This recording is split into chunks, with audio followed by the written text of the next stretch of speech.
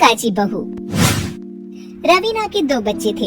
वो एक बड़ी कंपनी में काम करती थी।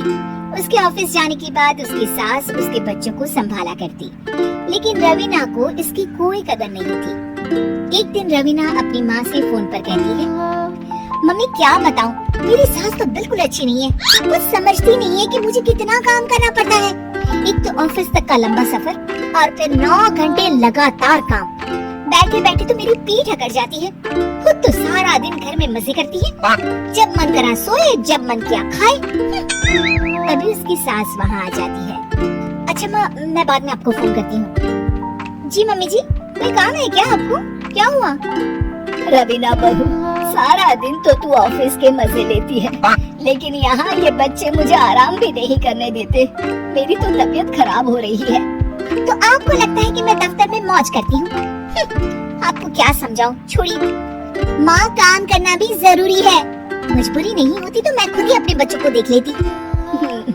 अब आज तो छुट्टी है ना, आज तो कम से कम घर का काम कर ले। बहू काम शुरू करती है। बच्चे के साथ काम करना उसके लिए असंभव हो जाता है।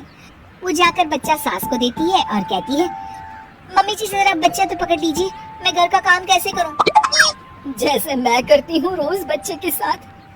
तुझे बताऊं तो तू सोचती है कि कोई बड़ा काम तो है नहीं, बच्चा तो सोता रहता है। अब देख लिया। खैर, बस मैं यही तुझे समझाना चाहती थी। ला, बच्चा मुझे दे और काम कर। बहू मुंह बनाकर वहाँ से चली जाती है। वो मन में सोचती है, बात तो सही है, बच्चे के साथ घर का काम करना असंभव है। वो किसी तरह काम करती है और अगले दिन ऑफिस के लिए निकल जाती है।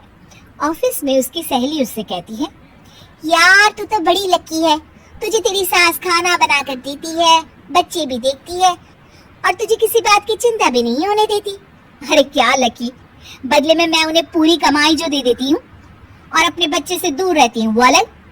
हर किसी को ना दूसरे की प्लेट में ज्यादा घी दिखता है।